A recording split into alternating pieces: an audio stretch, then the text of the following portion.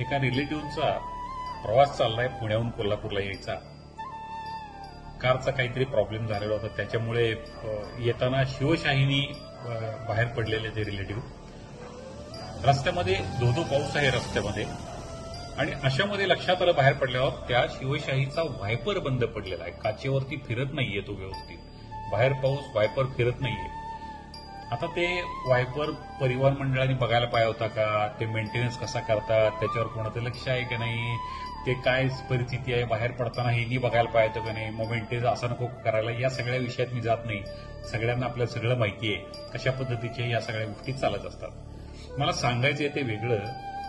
या सगळ्या परिस्थितीत सुद्धा आत गाडीमध्ये जाणाऱ्या लोकांच्या मध्ये अर्जंट पोहोचायचे, लवकर पोहोचायचं अशी काही लोक होती.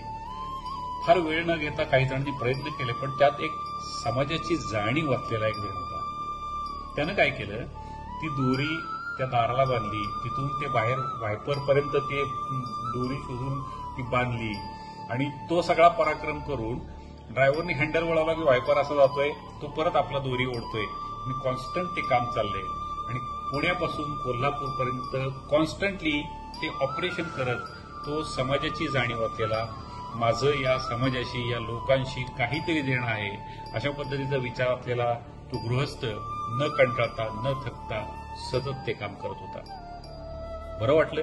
समाजात पुढं होऊन सगळ्यांचा विचार करणारी माणसं अजूनही आहेत. धन्यवाद अशा लोकांना, मानवता जपणाऱ्या, सामाजिक भान जपणाऱ्या या सगळ्यांना मनापासून धन्यवाद. आणि सिस्टीम सांभाळणाऱ्या, गाडी, कार, त्याच्या ज्या वायपर्स आणि मेंटेनन्स पाहणाऱ्या सगळ्यांना सद्बुद्धी येवो, आणि एवढ्या मोठ्या प्रवाशांना घेऊन जाणारी जी गाडी आहे ती व्यवस्थित कंडिशन पाहण्याची सद्बुद्धी त्यांना प्राप्त हो, ही त्या परमेश्वराला प्रार्थना. धन्यवाद.